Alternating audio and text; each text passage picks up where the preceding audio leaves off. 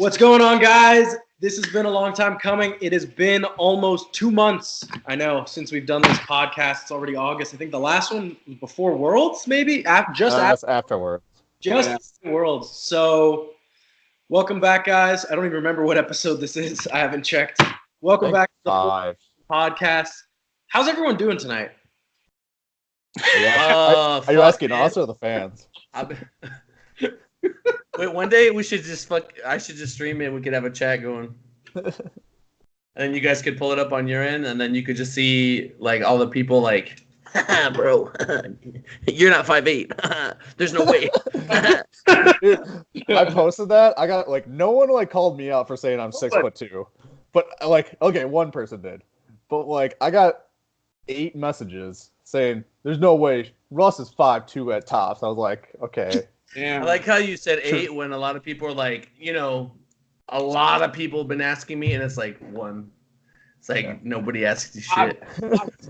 Oh, god damn. You're not important, cuz. I've been running around all day. I went to my mom's. I handled shit. I came over here. Fucking me and Tina got new matching little NMDs. Shoes, man. Oh. I was like, yeah, let me get these shoes. I'm just waiting for you guys to get like embroidered like towels. In the bathroom? Yes. Towels. JF and TD, like in heart. I'm thinking Joey Flex and Tina Tornado on it. That's pretty lit. I thought that'd be lit. You know what? That's gonna be my my wedding present to you guys. Shit. I told Tina, look, I know your family's like super formal, but I'm gonna bring the biggest, most jacked people that I know, and I want all of them to be intimidated. Like some fucking goons, and everyone's just gonna be like, I'm gonna have one of them just hover around me. I'm just waiting for Brad to be at your wedding. Like, I want to see Brad at your wedding. Dog, that would be fucking. We should bring his dog, man. Brad at the wedding would be lit. I mean, he'll just be like, shit, I don't even know what he would do, actually. Like, that's what, like, I feel like he's such an X factor for that wedding. I mean, it'll just be such a weird combination of, like, jack lifters, and then you have, like, super, like, formal Persian family. That's so many, are you guys close enough for him to even get an invite? Yeah. He's the best man. Tina would invite? I mean, I'll probably do my brother. I don't know how it works, honestly. I don't know. I don't know, like, It's supposed to be your man. That's who your best friend. Could it be your dad? Could it be your brother? Like, is it your best friend? Like, how does it work? Whoever your man's is. Man. Yeah. I've actually never been to a wedding, so if I get an invite, that would be my first wedding I've been to. I mean, yeah, you have the apparel already. You just wear spiffy clothes. But I'll probably do like a theme. I'll probably do like, I might go Kingpin, right? So I'm gonna wear the white and the purple, and then everybody else has to be like black and whatever. We all have to wear like Avengers shirts underneath our suits. Though. We should just do like Rich Piana, rest in peace, and I'll just have my arms cut. I just do it like in Vegas, like, fuck yeah. Bring in all the goons. Brother. What's going on with you guys? Sean, what's going on? You have a different background. Already a different background, yeah. So since you guys last saw me, I've moved back to New York. So right now I'm living at home before I move into my new apartment in Brooklyn in October.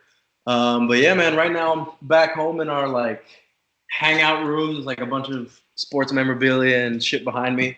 But nah, man, I'm all good. Today was pretty chill. I was just editing the Shit Powerlifters Say Part 2 video, which will be out tomorrow. We got a lot more footage than I thought we did. Like, I remember the last video when we put everything together, it came out to like 5 minutes, and everything that we have now is like almost 15. So I have to cut shit down. And Did you cut any jokes out? Yeah, I'm gonna have to take stuff out. There's gonna be stuff that won't make the cut because you should do like 2.5. These are the ones that didn't make it or something. Put it somewhere. Kind of like Jackass 2.5. What you got going on, Russ? Yo, this morning I woke up mad early to go to a spin class. You're lying. You actually went to that spin class? I wasn't joking. Yeah. Are you trying to bang the like instructor? Is that what's going on? What's up? Nah. We ain't doing that. We ain't doing that. But no, I went to the spin class this morning. It was Like, actually no guy goes to a spin class without ulterior motives. So I figured out after that that's definitely like a female thing. I did not know it was just like a female. Russ 74. Dog, I can just imagine you rolling in there, and you see all these chicks. You see all these chicks, dude. Nah, it was a small class. A video of like you in like all like Tour de France gear. Like this fucking class. bike helmets. Yeah, like I want you to have like a helmet on the like stationary bike. Oakleys, the Wayfarers.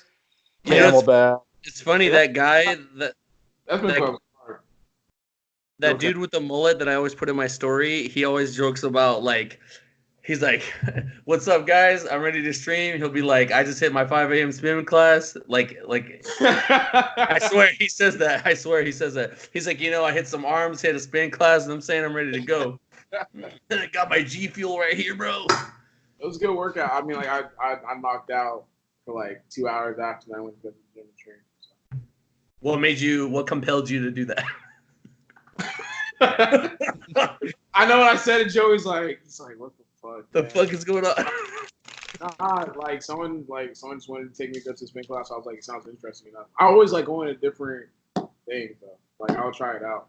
I tried it out. It was refreshing. All right. John, I know that you are on site right now. Yes, I am in a hotel in Saginaw, Michigan. Do you mind showing us who you have with you? Let's see. Come here. He brings them with him, dude. He's my little hotel buddy. Damn homie. He is getting big. If he does like an accident, is it like a big deal or?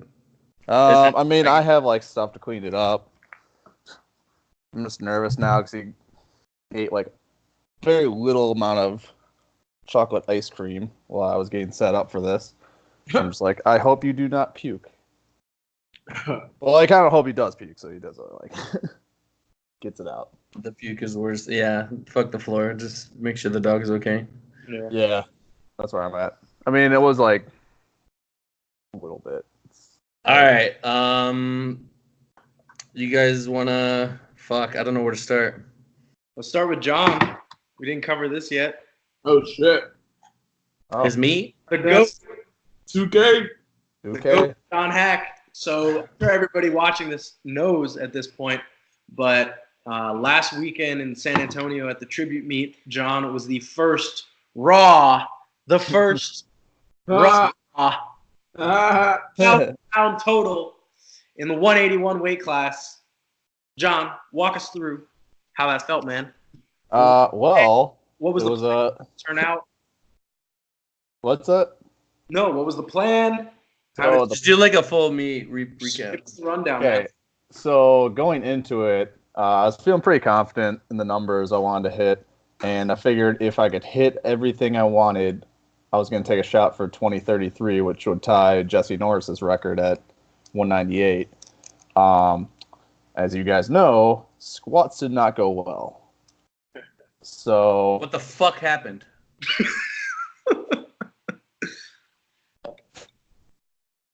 Is John frozen? Am I good You're now? good now. You're good now. Okay. Back, you're back. All right. So jumped 60 pounds, I think, still. So I was like, well, I'm not going to miss on strength. I know I'm good for this. And hit it. Still was like probably borderline. And since then, I had to like change the plan a little bit and figured just go for the 2K. What was the initial plan? It was probably like 705 to 710, depending on how I felt. And then I would go either 512 or 518 on bench and finish at like 810 or 804, whatever I needed. Bro.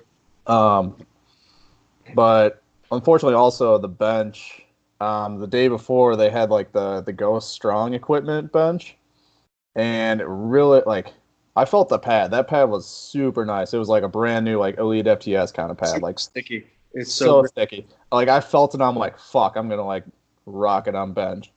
But apparently, like I heard this on Saturday night, compete on Sunday, that there were issues with it where like the spotter platform was like too far back, and then the J cups are like too far forward, where you had to like the spotter had to like either basically like lift off like really far in front of them or like step down in front of the spotter platform. Yeah. And so they made the switch to a Texas strength bent combo rack, which I hate those. So They did it like mid-meet, or they did it? Yeah, so it was 2-day meet. So like they made the switch on the second day. Yeah, man, I've used that rack. It's actually like that change definitely needs to be made because as a spotter giving or as a liftoff guy, like it feels like you could fall on the lifter just because the spotter deck is like so far behind where the bar is actually sitting on the J cups. Yeah, those J cups are like freaking like 4 inches. Yeah. Pause. Yeah. But no, that's good. So what did you end up benching? What was it? 512? 512, yeah. It actually like came loose on the bottom, so I was kind of surprised I got it. And then you pulled 8 million. Well, 799 on my second attempt. And then everyone was telling me, I was like, I knew I wouldn't even been able to pull like 800 again right after that. It was just, I blew my load on the 799. Like, I think if I had gone right to like 804, I could have hit that, but it was, I just basically put something in for my third, and I was like, I'm going to miss this. I don't give a shit. I have my goal. It's still unbelievable, man. Congrats on that. Thank you.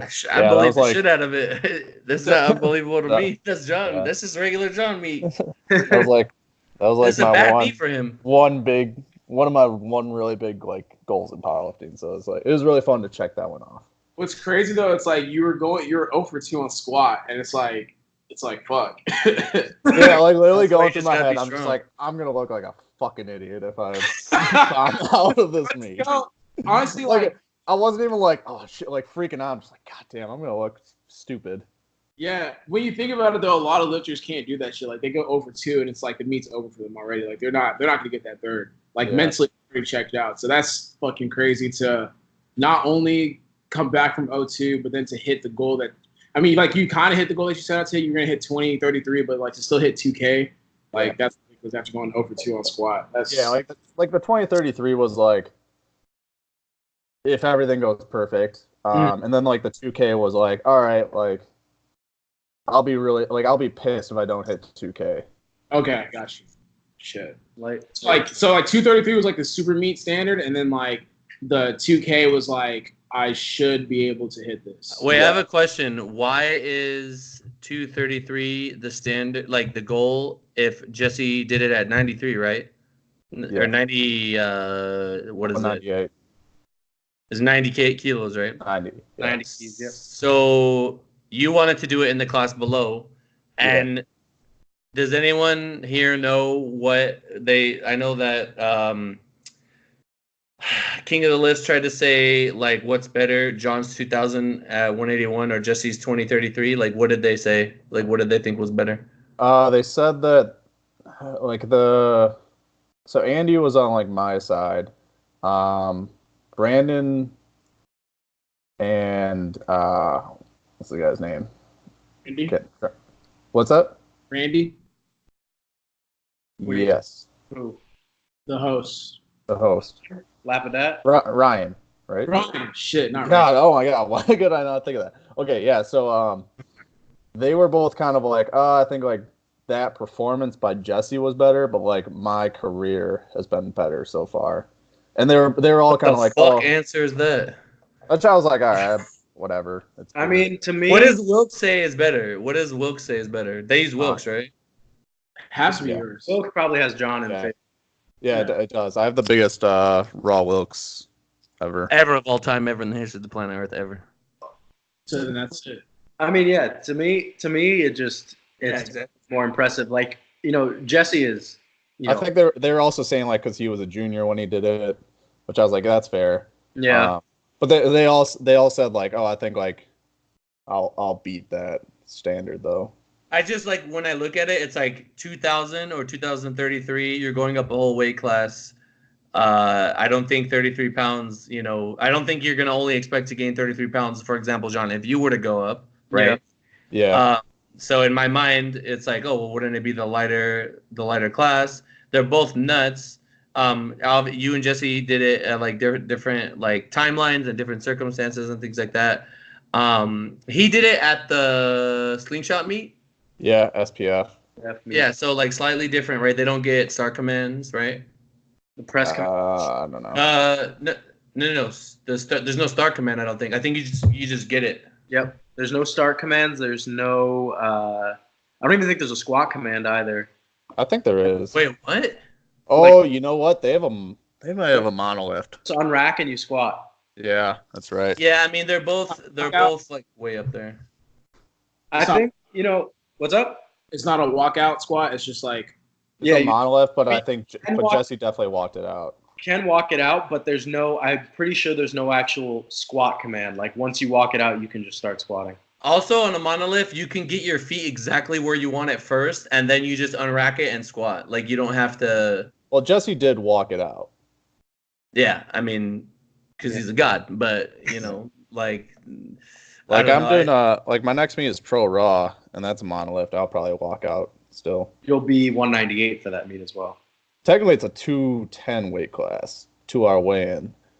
So, like, my number one goal is to win the meet. So if I have to, like, if training's going like, where I'm like, all right, I think I need to like come in at 205. I'll probably do that. Mm-hmm. If not, I might just try and like do like cut to 198 and weigh in at that so I can set the record. It's two. Also, it's 2-hour weigh-ins. That's interesting. Yeah, the protocol's always been 2 hours, even though they use like USPA equipment. So hold on, if somebody fucking hits a world record there, right? Is someone gonna put in the record books? But this guy did it on a 2-hour weigh-in. No. I mean, it's that's just so dumb. like that's I don't know, man. I think it's all got to be the same. Otherwise, it's just like what you can't. It's like another thing then. Yeah. Well, I was gonna say, just going back to what's more impressive, what's not. Obviously, it's it's difficult to compare, but one thing that you can consider is just like Jesse had like a fucking rock star day. Like he went 9 for 9, all-time PRs across all 3 lifts. I mean, John missed 2 squats, didn't even get to take a third, and missed a bench. So missed a deadlift. I'm sorry. Deadlift, yeah. So to be able to have more in the tank compared to an actual super meet like that and only have the 33-pound difference is pretty crazy. And when you say like what meet is better, it's like that it's like well, you talk about performance, you talk about numbers. 2015 is like more impressive in the USAPL. I remember that. That was I believe they used pounds though. Yeah, they used pounds. Yeah, and he pulled on a deadlift bar for some reason. Yeah. It was a deadlift bar? Yeah, like you can look back at the video and it's like no knurl in the middle. It was definitely a deadlift bar. Like, and that got recorded. It was a strange meet. What the fuck is going on? I heard the rumor was that like his like uncle was the one. What year was this? 2015. Was it before they wiped everything? No. This was the year that he first did nationals. None of this is against Jesse. It's just like, come on. Like, it's got to be calibrated plates. There's like one of... There are still USAPL meets that don't even use... Like, there was a meet last year that used bumper plates. It was I saw bumpers. I didn't know it was last year, though. I will not promote a meet that is doing that. Speaking of, I'm like really glad I'm taking this week off of lifting because I'm pretty sure there's not a single calibrated plate in the state of Michigan. No state. Yeah, I've been in a lot of places in Michigan, and I like look up like powerlifting gyms, and none of them have. So you'll never ever use pound plates in training? Like I will if I have to, but I Yeah. prefer. Like, it was I will drive like 30, 40 minutes to a place that has kilos over like. Well, John, Midwestern ass was gonna be like, yeah, I'll drive 3 hours to use kilo plates. Not that far. I personally have John's performance like a little bit more impressive. So. Yeah, same here. With the strictness of judging and the fact that it's tiny. The fact that there's just more on the day that was just left off the platform. Yeah, I like to take that into account. It's like what you hit. It's not like what you could have hit. No, that's fair. I guess this. I'm just talking about like it's like coming back.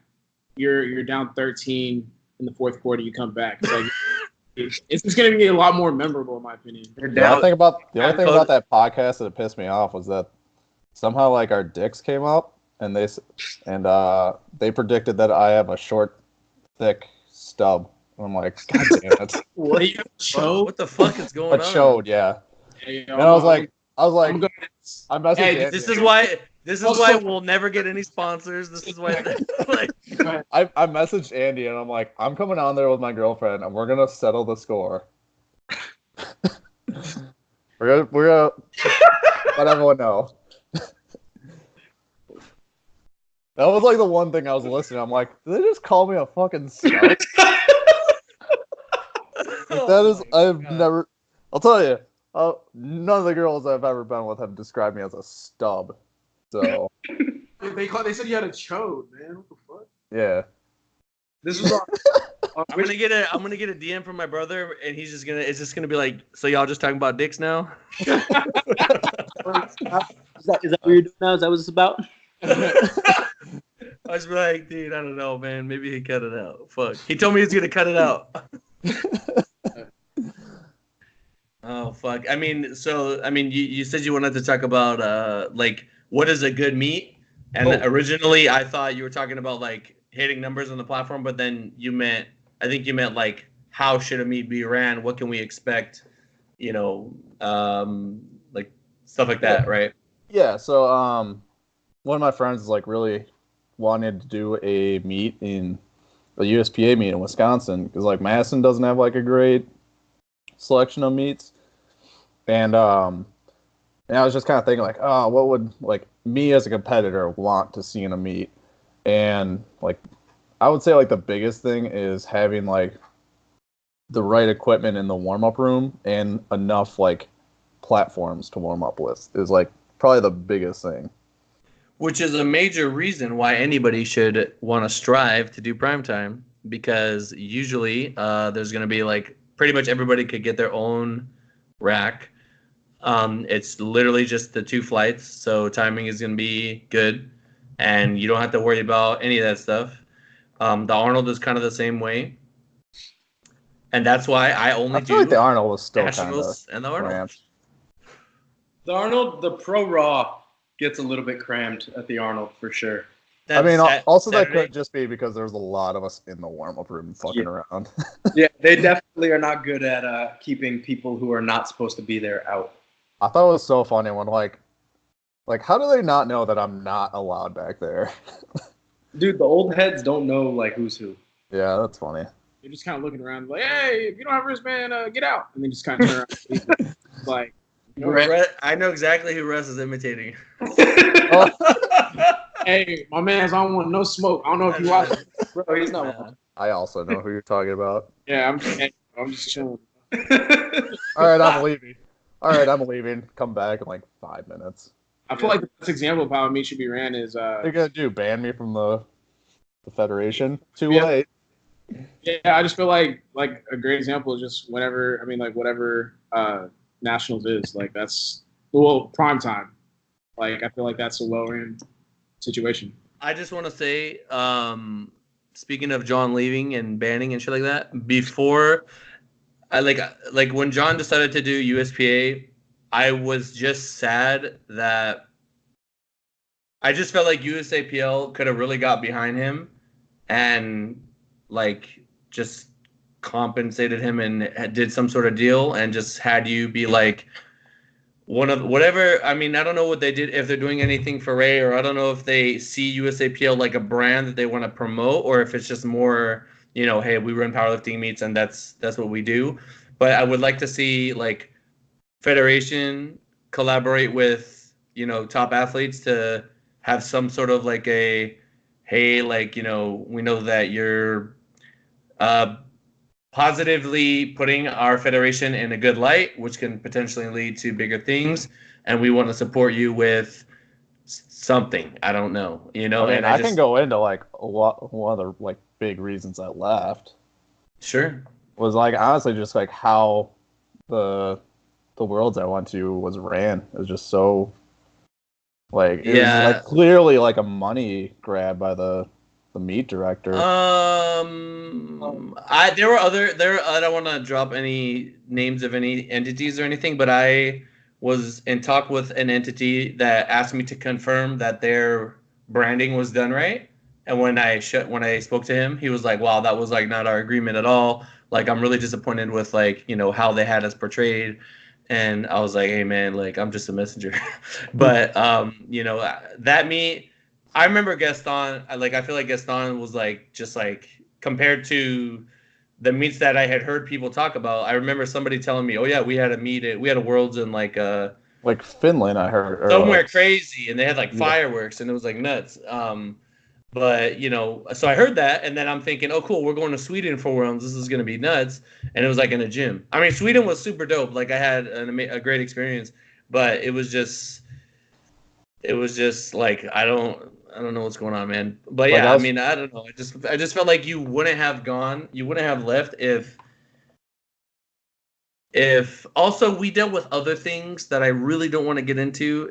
I tell people that when I first came to USAPL, like with me and the people that I brought, I did not feel like I was wanted there. I felt like I was opposition for sure. That's fine. I stayed. We're making a mark. We're here now. You know what I'm saying? And we're changing things. But when I first came, and that was around the time that that you left, a little bit after that, like 2 years. I say you did 2015 nationals, 2016 nationals. Not really till like 2017 things started changing. 2018's better. 2019's it's all Gucci. But I just think that things are moving in a better direction. I mean, you guys have seen like some of the production that's been put out. I don't know if it's by. I know USAPL stepping it up, right? They got the fucking Titantron in the background now. They're making SVDs. Yeah, ones that are taking up the production level for sure. I mean, the Arnold looks sick. Yeah, that's the thing. I think that it's getting there. All the USAPL is becoming more receptive toward moving in this direction, but it's not them doing anything. It's these private companies who are engaging in like favorable situations for the USAPL. It's like we're gonna make productions, and then the USAPL is like, okay, is it profitable for us? Yes, okay, sure. You know what I mean? I just think it's funny because like the USAPL is like trying to cling on to like equip lifting. They're like, oh, it's still a thing. Like, no, like just kind of let it die. there's like 5 people in each weight class.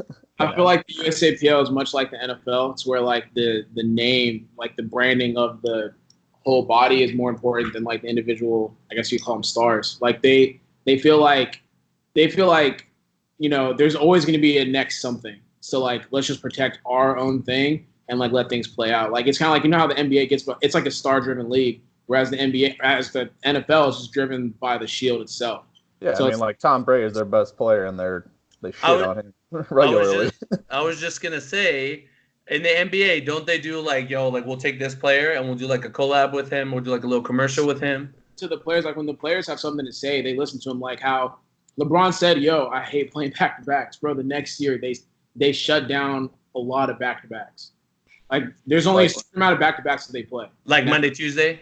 Yeah, like there's only a certain amount throughout the season. Like they don't have those crazy back-to-backs that they used to have, and that's all because like players are like, we're tired of playing all these games. And players are even saying 82 games is too much. Now they're looking into like shortening the season. So it's like they listen and kind of mold the design of their association as to what the athlete. How much do you think they make off of one game? I have no clue. Fucking I can't even imagine.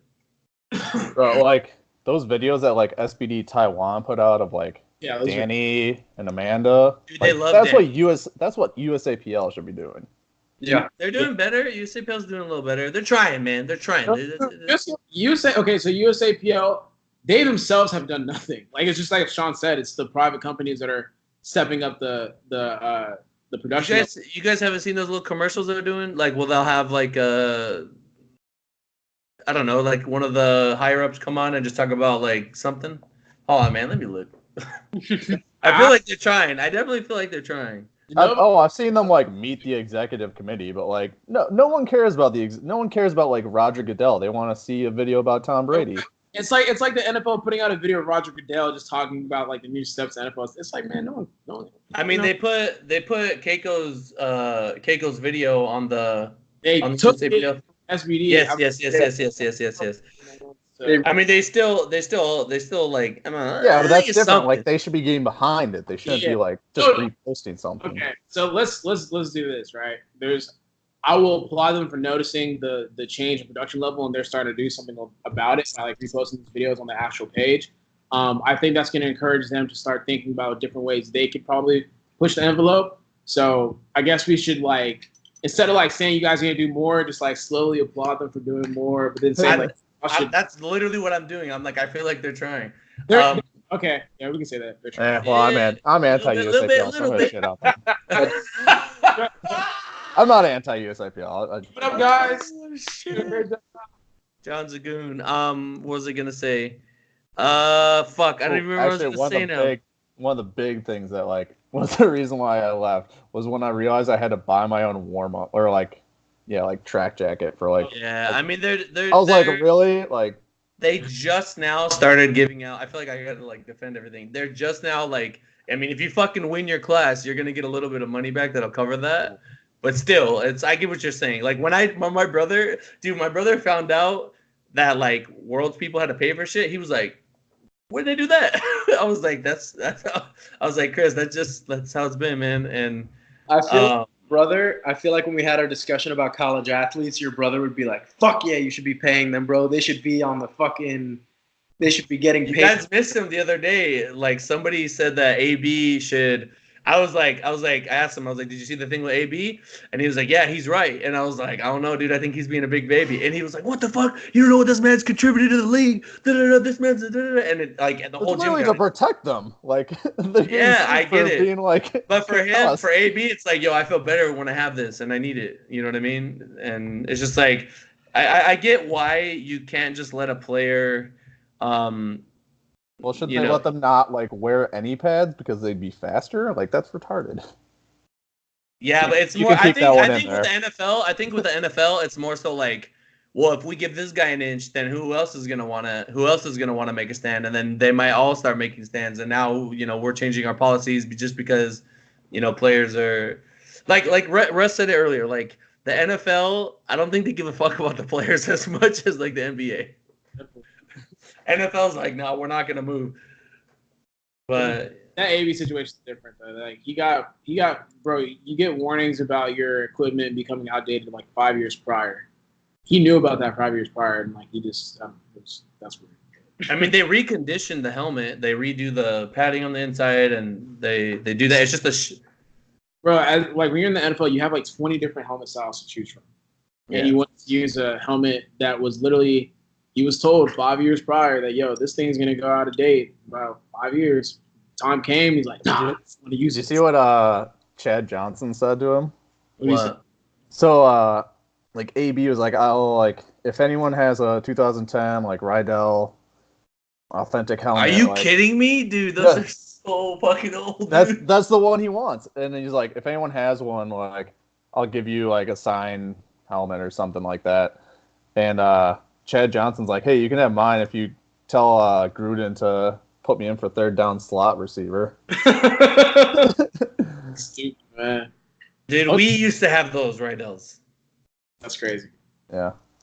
When I got out, we just started getting they were called like, I don't even remember what they're called, but they look fucking dope. We had like a little speed Speed Revos. Yeah. Speed Rebels. There was a Speed Rebels, but there was the one that came after. Oh, It was Zenith? Was it like the Zenith helmet? it came after the DNAs. The Yeah, DNAs not looked like the an egg. Zenith.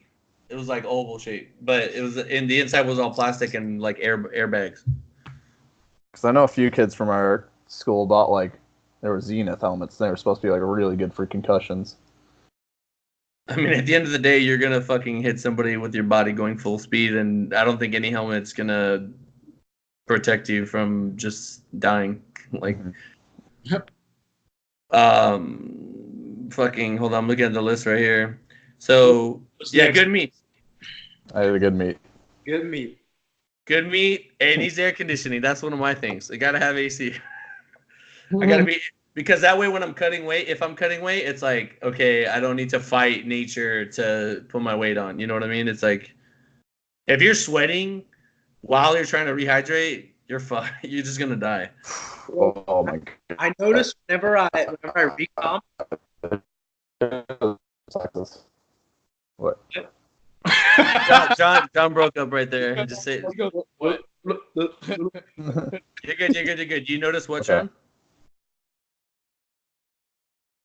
John, What? what'd you say? We missed it. I didn't say anything. I said what? Go ahead, Sean. Go ahead. Continue. No, what I was saying was I noticed you're saying you want air conditioning. Whenever I recomp after weighing in and just start drinking a bunch of water, I start shivering uncontrollably. Like there's no amount of heat or like layers I can put on to stop that. I don't know if you guys have ever experienced that. Like if I'm drinking, like if I drink a ton of water after weighing in and I'm trying to get bloated and put all that weight back on, I just get so cold. What's the biggest cut you guys can remember that you did? I'll talk while you guys think about it. I mean John's meats are fucking nuts, but like his cuts are nuts. But I just have a hard time. I remember I went from 247 and 231 back to 245, and I just couldn't feel my legs. Like I never felt like my legs came back to me. You know, till like it was time to. Is that 24 hours or? Oh wait, no, that'd be 2 hours. There's 2 hours. But I mean, I did fine. It was just for 2 hours. Like I squat, like I had everything. I just didn't feel. I was out of breath, and I just didn't feel like. I don't know, man. It's like my CNS was like shot. That's funny. I get the opposite. Like my legs come back quickly, but my upper body lags when I do a big cut. Whenever I've overcut, my bench will always be fine, even when I had a bigger range of motion. But whenever I've cut and not recomped properly, or if I cut too much and was just too dehydrated, I would just feel like I had fucking jello legs when I was warming up during squat. Yeah, it's like you don't have your legs under you, and like I'd unrack a red and I'd be like, oh no, it's gonna be one of those days. The way I train is like I don't know. I don't feel that different whenever it comes to me. Like it just feels the same. The biggest cut I've ever done was 190 down to before lifting. Huh? What's up, John? What? Oh. What did you say? I don't remember. Oh, I said you don't eat. I said you don't eat before you lift, so you're already just out of it.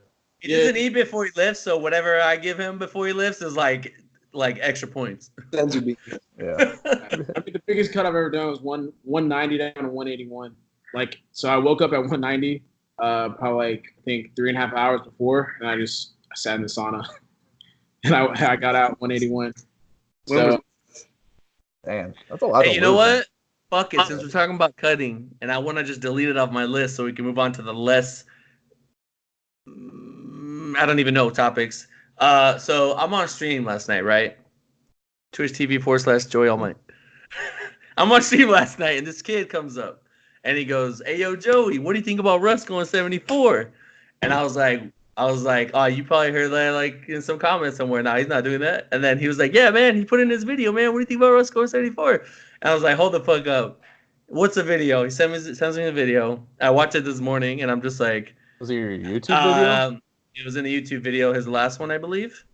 And he talks about going down the set. He's like cutting down for bodybuilding. And then, like, doing powerlifting meet because he's already going to be down there anyway, kind of like what Christian's doing right now. Kind of like what everyone fucking does when they do powerlifting and bodybuilding, literally. And then I thought about it, and I was just like, okay, I see that he's not doing worlds. I see what he's saying. He put the idea out there. Russ, I wanted to ask you, is this something that you are absolutely committed to doing, or is this something that you were kind of just toying with at the time? It's something I'm just kind of like toying with. Like I'm possibly thinking about. I'm like entertaining doing a show next year, but like I said, like it's just like you said. Like I'm gonna do a show. Hold on. I'm gonna do a show. I mean, I'm gonna do a meet. So like the meet we talked about in the summer, and then after that, like I'm gonna see if I want to cut down to do a bodybuilding show, and then after that, just like as I'm down there, just see what I can do at 74, and then come back up. So, a couple things. First thing is, what if your stage weight is like a lot higher than you think? Like you're legitimately shredded, but you're heavier than you think. Like if you're fucking like 175, but you're good to go. Like I hit up the council and they're like, "Yo, he's ready." It would not. I would not. I know it would not be 175, but I just wouldn't do it then. But like 160 close, then I'm just like, all right, why not? What about like 172? Nah, I just know that's not even like a piece of that. You think you have that much? You think you have that much fat on you? Yeah, I think I'd have to probably cut down to like 168 or something. I mean, the scariest thing about that is you do lose some lean body mass, which is a fucking horrible thought. But you will look nuts. That's bodybuilding. Yeah. So my next question would be, look like a little baby.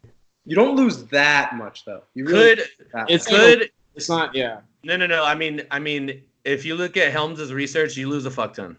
You don't. You really lose that much. I mean, you lose a lot of lean body mass, but some of it is like from your gut. Some of it is like, just from other sources. But like you do lose, no bodybuilder that goes through that whole thing is just going to like jump back into powerlifting and be at the top of the class. Like it takes so long for you to get back. Strength, I'm saying in terms of lean tissue, you don't lose as much as you think, assuming your diet is on point. All right, take it DEXA now. Go ahead and hit your diet and take it after, and like let me know how much you lost. You'll lose a little, but a lot of strength. What's up? 5 pounds of lean body mass is a lot to me. So when I bro, I've done like I remember when I did powerlifting and then I did a show, and then I went back to powerlifting. My strength came back within like 3-4 months. Like I was. You were bigger. You were not like. I think I remember vaguely seeing pictures of you when you were like closer to 200, right? Maybe 190-ish. Yeah, 190-ish, 193-ish. Same like weight. It's right, but you looked all right. You look fatter than you do now. No, I have more lean muscle mass. Yeah. Yeah, compared to back then. So I would be. I feel like you would have put on a bunch of lean body mass. So then my next question is, would the result of this nationals have any effect on potentially what you would do moving forward? If you were not content with this nationals, would you be like, fuck that, I'm not throwing this, I'm not ready to go yet? But the thing is, like, I'm coming from a mindset of like I haven't even committed to this. Like, this is just an idea. Yeah. Have you committed to not going to Worlds? I'm not gonna go. Like 90% sure I'm not going to Worlds. Like I literally have already planned for shit that has nothing to do with Worlds around that time. So it's like, gotcha. If I were to lose or something like that, I can't speak on how like that will affect me mentally. On like in terms of like what I would do going forward. I can't see myself like losing and then just like going to do a bodybuilding show. That doesn't make sense. That'd be so dumb. Russ has something to say about, or Sean has something to say about that. Hold on. So, I took the video as more as like you just throwing it out there, right?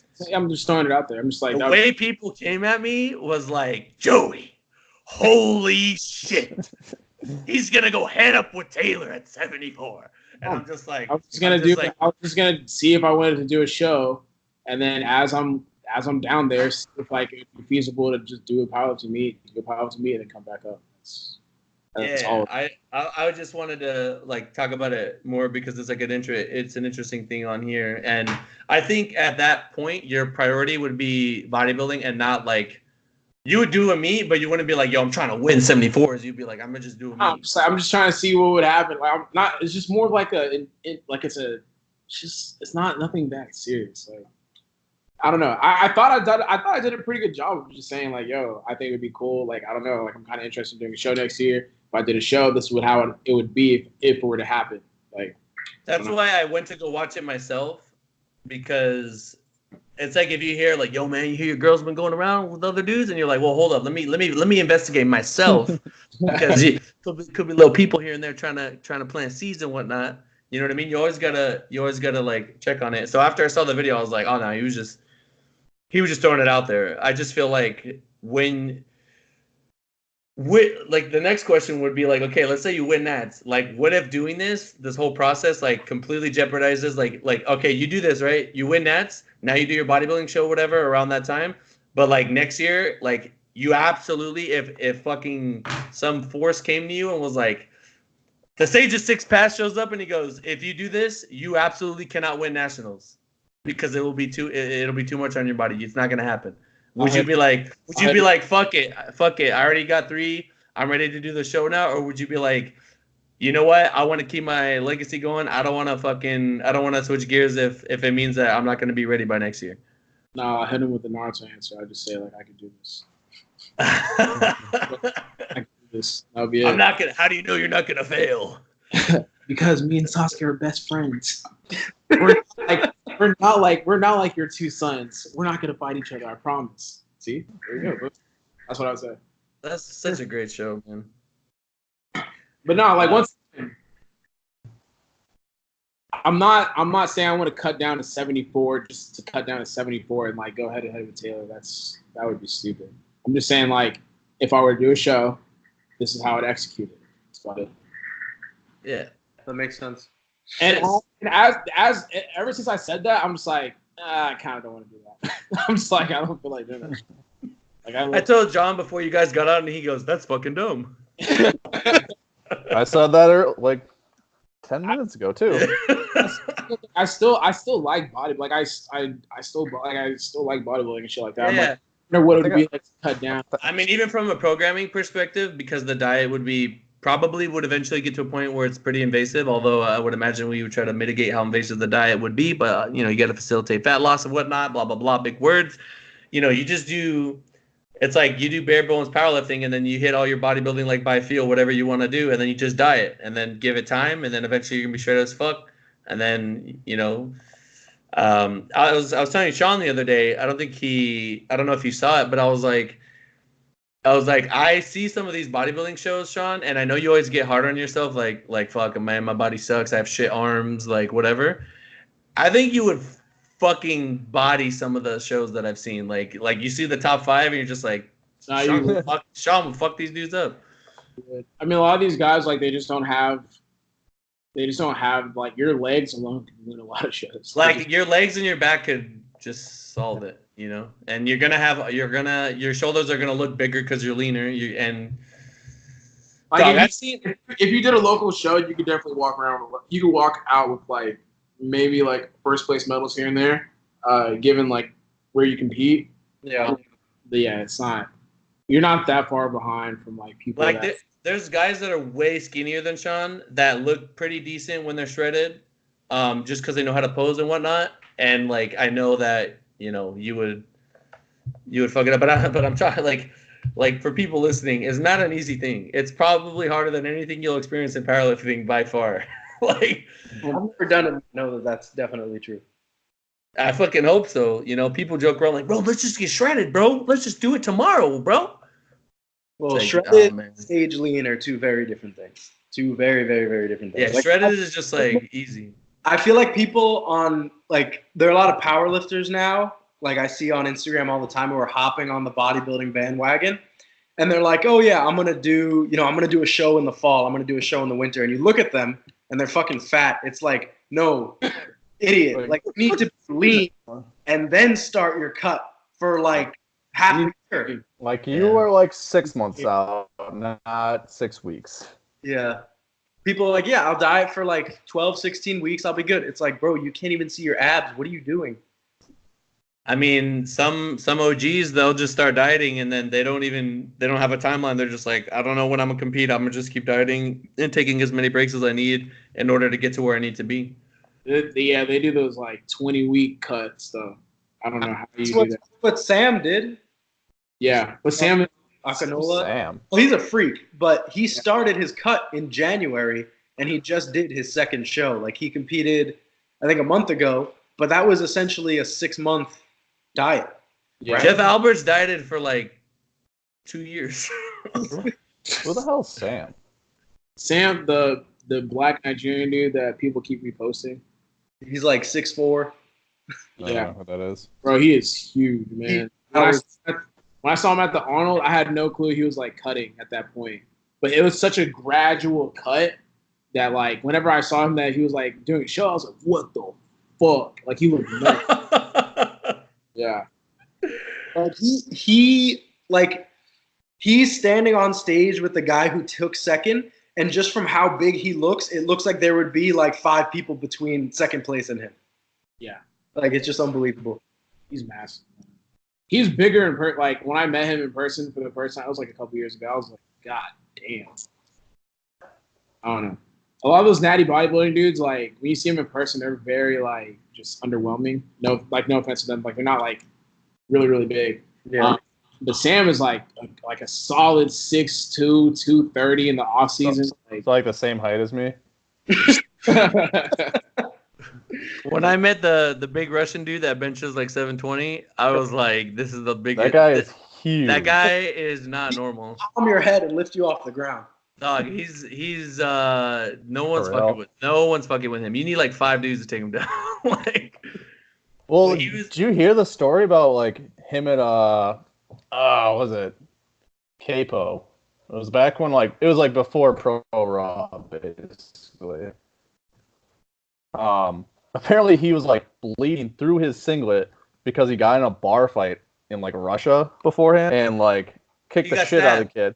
He got set. Yeah, like the guy like kicked the shit out of a guy, and like the guy went home, grabbed a knife, and came back and stabbed him. He's fine. He benched 700. No, I don't think he benched that much that meat, but like he was 90. I mean, he's definitely good now. He drives that blue Lambo. yeah. Oh, I was apparently like the way Russia does their like cars is it's like based on horsepower, not like the type of car. So it's like cheaper to get a Lambo than it is to get like a Hellcat. What? But how does that work in the what? I don't Buy that know. shit over there, sell that shit over here. Yeah, I don't know. Arbitrage. Speaking of whatever we're speaking of, what do you guys think about? Let's talk about that. Jumping from 74 to 83 to talk, man. Let's talk about that, man. Nah, fuck the bullshit. Let's talk about Nationals. I had Nationals next. Okay. Yeah, let's talk about Nationals. How you guys feel about Nats? Any matchups you want to see? Anything you guys looking forward to? You know what I'm saying? I'm waiting for the great Russ versus Pancake God. I think he's the top contender. Oh yeah. I heard that was the matchup to watch for. Oh, shit, guys. I mean, he just pod squatted 640 for 2. Oh yeah, man. I mean, it's really all it is for 83s. I haven't heard anyone else, you know. I'm trying to think of what I want to say. So like, I mean, I'll just talk about me real quick. So like for me, it's like, I'm lifting 120s. I'm just kind of focusing on the team, doing what I can. I'm gonna try to do little PRs here and there, which would be kind of nutty. If I were to PR everything by 5 pounds, that'd be fucking fat.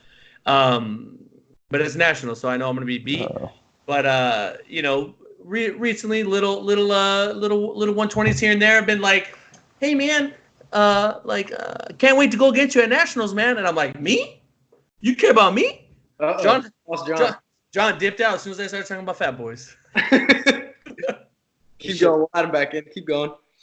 Shit. And I was just like, full shit, dog. I mean, I love having someone to just like, all right, I pick you, and I'm going to fucking make sure that, like, I'm going to use your work to help motivate me in a positive way. And it's a feeling that for someone like myself, I don't really, when I was 105, I was like Colin Whitney. I was like, okay, like he's been with me since, like, he's been at all my meets since like day one. So like, we're just going to go back and forth. And then I moved to 120s and I'll just pick someone. I'll just be like, yo man, like, and then we'll just go back and forth. And I feel like wherever you are at in your competitiveness, like whether it's fucking, you're Sean and Russ or you're whoever, it's good to have someone that you can have healthy like competition with. I mean, we've gone over this topic many times, but not if, like for example, Sean, remember when you got off social media for a little bit? Just because I feel like looking at everybody else, just like mentally was just like, if you got to shut it down so that you could be. That's not why I got off of social media. Why'd you get off?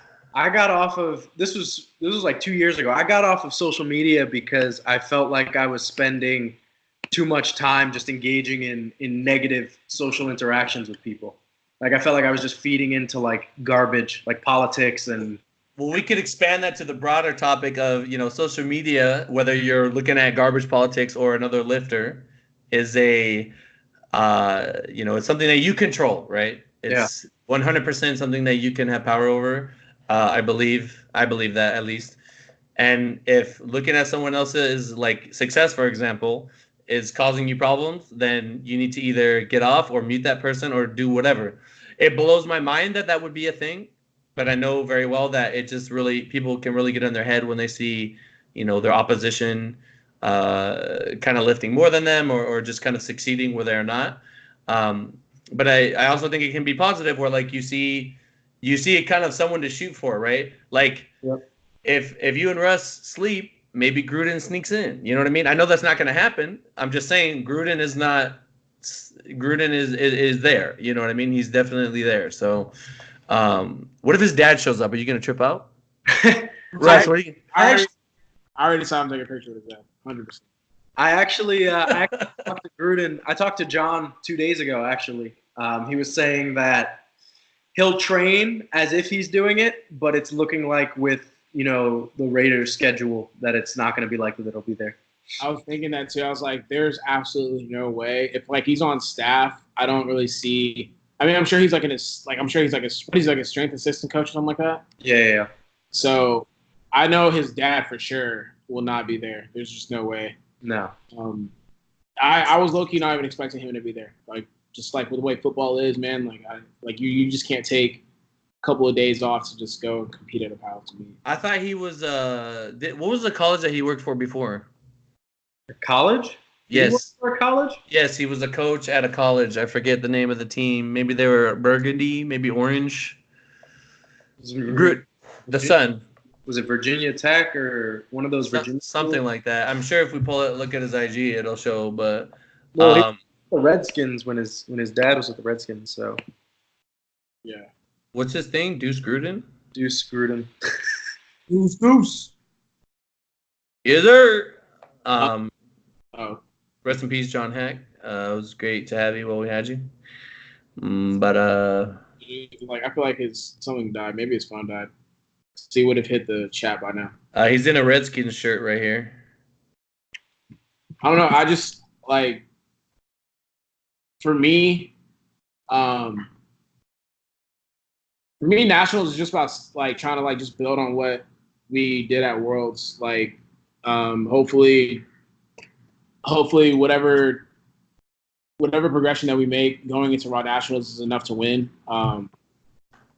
But at the same time, like as a competitor, obviously you want to go against, people like Sean, everyone else and like, win. But it's like at the same time, like I've really just come to the fact that like, just progress on your own time, like do your own shit, and keep working. But at the same time, like maintain that balance of like looking at other competitors like, fuck, I wanna fucking knock your head off. Like it can definitely be a positive thing. John,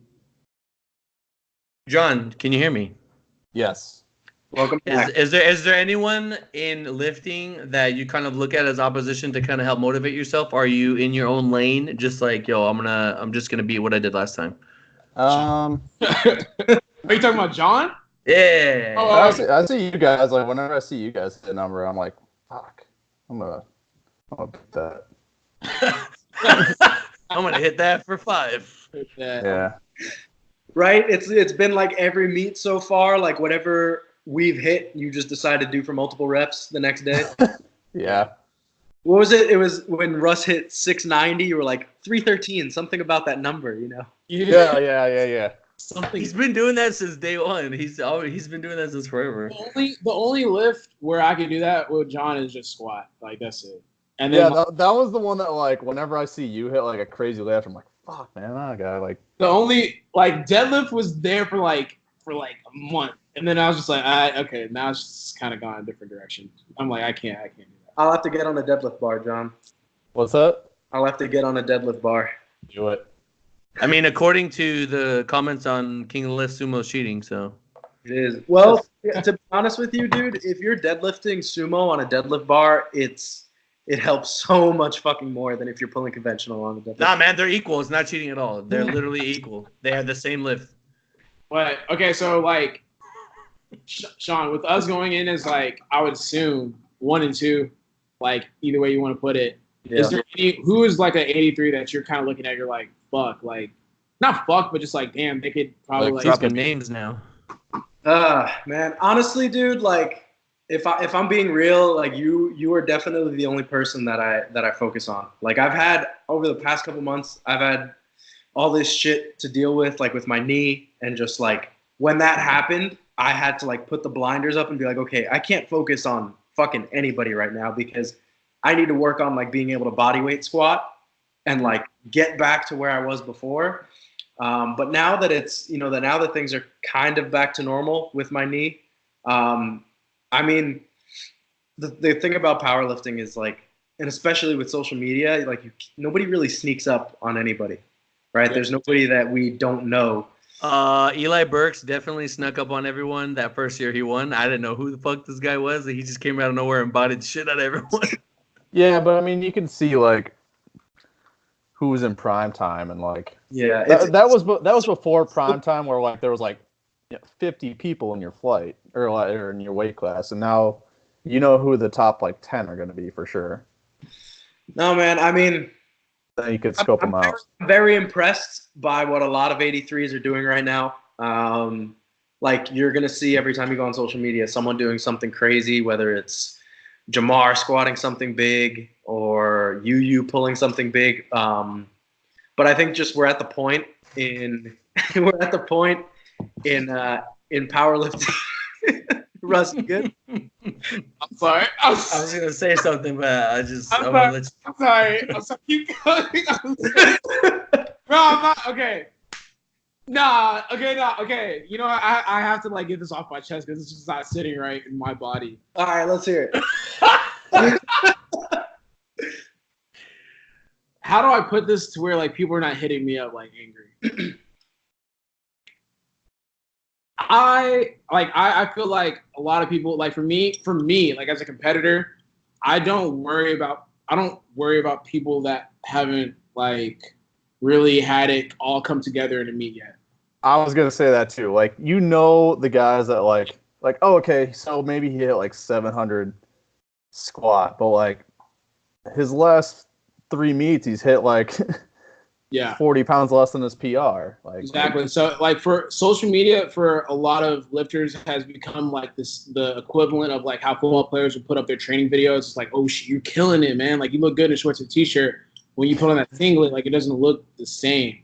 And I'm not saying that people aren't capable. I'm just saying like so far your track history has shown in a meet that like for me as a competitor, like someone, you haven't shown yourself to be someone that I should be like thinking about in training. Like it's cool what you're doing in training, but I need to see what you're doing on the platform. I'm not saying that like in a combative way. I'm just saying like in terms of as a competitor, it doesn't really faze me because when it comes down to like the singlet time, like I haven't seen you put it together in a way that's gonna make me sweat in a sense, right? So it's like,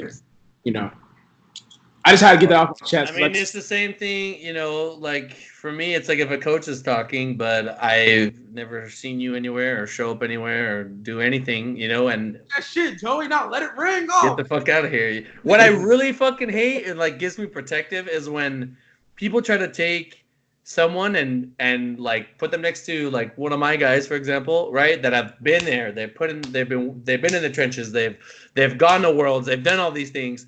And nobody knows who you are. Like you have not been at a single meet, and I cannot tell you the amount of people that come into like they think they're gonna go to Raw Nats and kill it and all this stuff, and they go 4 for 9 or some shit, or they bomb, and it's just like, damn, I didn't know they had their pauses that long. And it's like if you could look at their training and just be like, this guy's not gonna be ready for like the standard. You know what I mean? Yeah. You got to live clean, you know, gym. There's a The 83s have so many like it can't be denied. There's so many strong people, and like when you start looking at their training, you start putting the numbers together. You're like, fuck, like everything is so close. But like whenever the meat plays itself out, it doesn't end up that way. Yeah, And like I agree. As like a outside spectator, I definitely see that, and like someone who's like been there. Yeah. I mean, you can look at people's database and see and kind of predict how they're gonna go.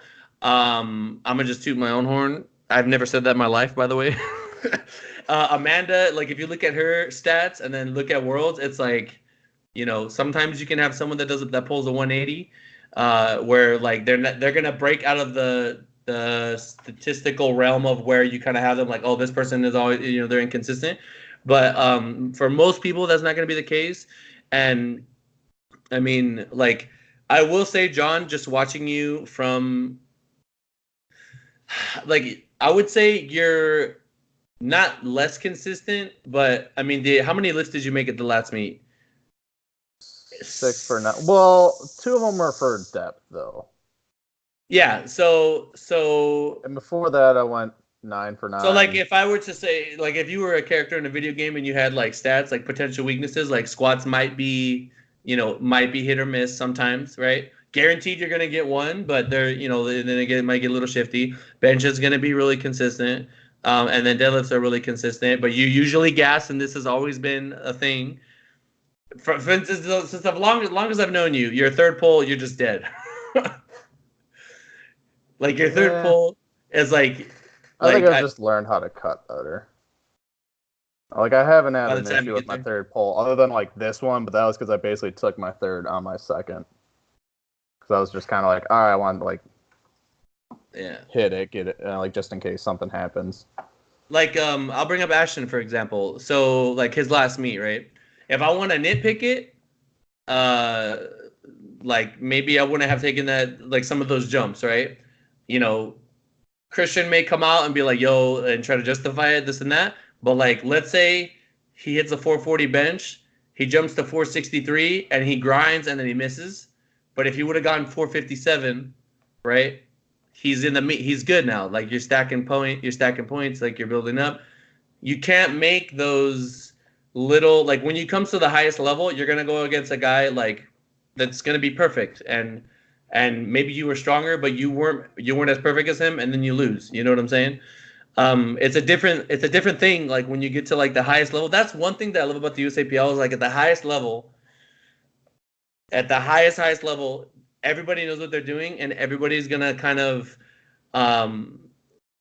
like I know, you know, I know going against certain people with like certain coaches, like okay, I know they're gonna be on point, they're not gonna do anything stupid, and then like I remember one time, I had somebody really prepared for a matchup, right? And then the other people came and they were like all over the place. And I was just like, oh man, like I had my guy ready to go. I was like ready for a fight. I was anticipating this coming down to the end, and then you just, you know, they just fuck it up. Maybe they cut wrong or whatever. And, you know, it's always good to just be like over prepared and whatnot. But yeah, I mean, I don't know why people talk when they haven't. It looks kind of it's corny, man. It's like when you're talking shit and you haven't done anything. It's just like it's fucking corny as fuck, bro. Just like show up and do it. I get it because like, you know, you're trying to motivate yourself and all that kind of stuff. Like, yeah. I mean, I don't know. I like once again, like for me, and I don't know. I just look at him, just like, all right, well, you know, I'm just waiting for you to put it together. Whoever wants to show up. Until you like prove to me that you can hit on a platform, I'm not watching you. Yeah, man. You squatting a whole 765s in training, or 675s in training, and like, you know, you hitting 628 on the platform. Yeah, that shit's. I mean, and it's not like, once again, it's not calling anyone out, but it's just like from a competitor's perspective, it's just like I don't. You could be making one-handed catches in practice all day, but if you're dropping you hear footsteps in the game, you know, we ain't worried about you. Yeah. Footsteps all the time, you dropping the ball. Yeah, man, and I think you know, you have those guys that are very competitive and they're always a threat and they're always there, and they are, you know, you guys battle it out, and after you shake it up, and you guys like have this mutual respect for each other, and there's like no toxicity. I know people like the drama part of it, but it's just like, I don't know. I like the, like I will say that in the bigger weight classes, everybody like chops it up. Like everybody's like, they respect each other, they shake hands, they try their best to beat you on meet day, but then afterwards it's like they've all loaded up on carbs. Us little guys, we're cutting, we're pissed off. I'm dead. Also, I think I got to handle, Grant Higa, who's like the OG god of fucking lifting. He's been lifting longer than all of us have been alive. Can you think about that? That is nuts to me, right? And just all the 120s that day, I remember. It's kind of like they're all like, yo, we're all squatting 8, so like let's just see who survives. like the weight at that point. I don't know if you guys have ever experienced this, but has there ever been a weight on the bar that you in your mind were just like, I'm not necessarily looking forward to lifting this, but I know I could do it. Yeah, like when I hit 744 on the bar, I was like, all right, like now I could do it. I'm not worried about that weight at all. But at the time, at the Arnold, I was just like, all right, this is a lot of weight. Like, is that not every third attempt on squat? Yeah. Like you're just like, bam. Dude, I hate squatting in a meet. Like, I'll show up, but like you walk up to the bar and you know that when you unwrap it, you're gonna be like, bro, do I really have to fucking try this shit right now? Like I wasn't happy about squatting 744. Like Tina puts it in, I'm just like, fuck, I'm about to hit that. Goddamn. It's like I just remember I kept calling you a pussy for not going 750. Dude, that'll be easy. That'll be nothing soon. And then you're just gonna be like, wow, you didn't even play 8, and I'm gonna just be like, all right. Yeah, I'll never be satisfied. Joan,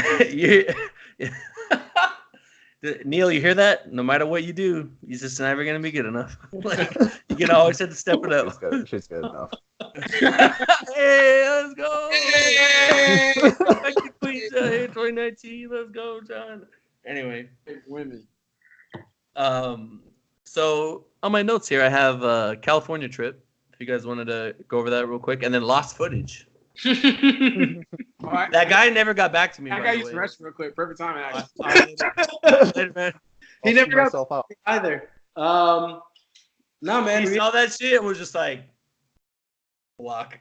Honestly, at this point, it doesn't even matter. Like, I got my video out. It was all good. But yeah, I had a lot of fun. We were all, I'm sure most of you guys know it at this point, but we were all down in California. We've been planning this for a while, or hoping to plan this for a while, and eventually found a week that it worked out. So me, John, Russ all went to LA, Daniela as well. And we just trained and chilled the whole week. I had fun. With Daniela, I went to Santa Monica, hung out on the pier, did some there's if you guys haven't seen videos of like Santa Monica or like Venice Beach, like California, like everybody just like works out, gets plastic surgery, and like wants to look good enough to have sex with.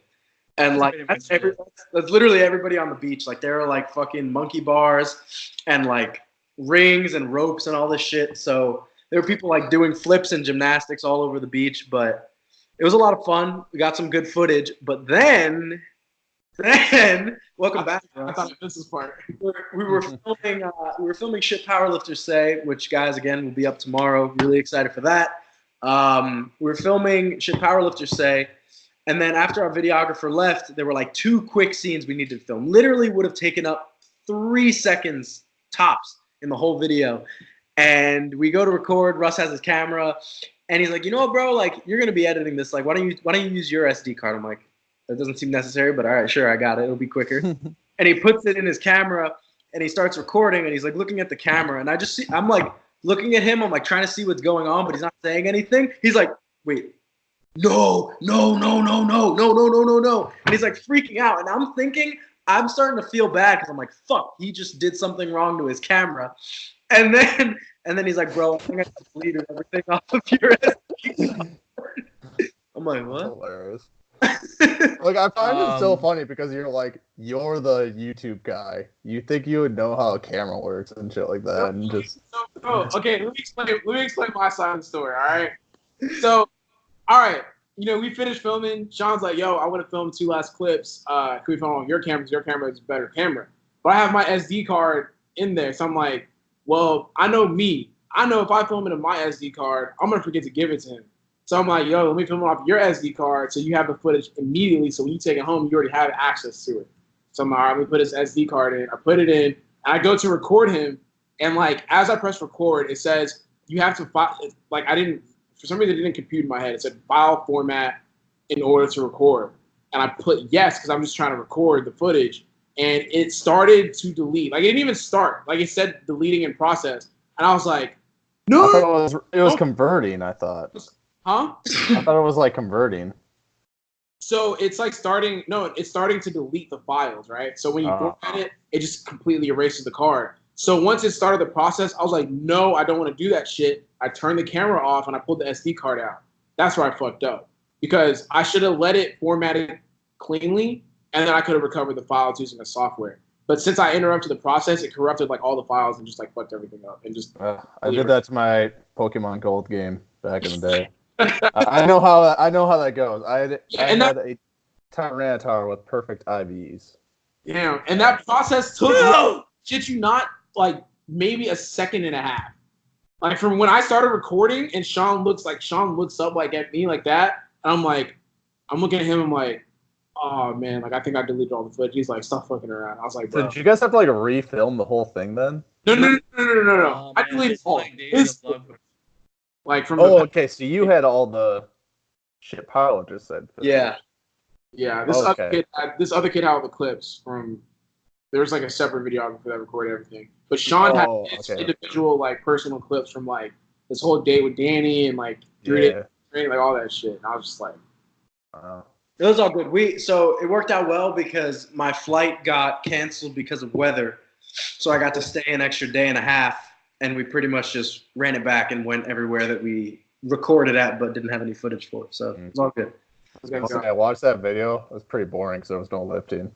It was just you guys going to eat, and I like skipped through it. I'm just like, I don't care about this. Yeah, there's no lifting in there. John's like, I didn't miss shit. I mean, I didn't even know like the timing was like it was bad because I was moving, but I mean, we made it work, right? Like we were there, I was there. I feel like it's always good when the boys come out, but I feel like it was a spontaneous type of deal. Like we had a general idea that we wanted you guys to come out, but we just never, had a time. And then I think Russ was just like, "Yo, I'm gonna come, and then we officially started like a week before. Yeah, because not even a week. I was going for work. Yeah. Once John confirmed that like he'd be there a certain day, I was like, all right, well, let's pull the trigger, man. And it took like 2 or 3 days. It wasn't even a week, bro. We'll be in Japan next. I'm not going to Japan. Dog, I want to go to a fucking shrine, dude. You guys can go. Come to Australia. I've said this. I would gladly go to Japan, but all of the amazing food in Japan, you guys wouldn't eat. Joey would be eating like Japanese McDonald's. It's tiny. It's really tiny. Why do you keep saying I'm down to eat? Like as long, man, what you talking about? We're not gonna eat an octopus. I'm gonna just get like ramen with beef or something, or I'll get fucking. I mean, we have. I'm sure out there they have like. Name some stuff. Contrary to popular belief, I'll go try new food. It's just that like every time we've eaten, I've been near Joey. Joey eats like just Denny's and BJ's. So. I'm gonna say this. I think BJ's is overrated. Of course, it's just another. Okay, for me, it's okay. I grew up in the Bazooki's really good, but like poverty. So like for me, it's like really good. Like it's kind of got the same thing as like Cheesecake Factory, where like the menu's too big, so then they can't like focus on making a good meal. Like everything's got to be like pre-cooked.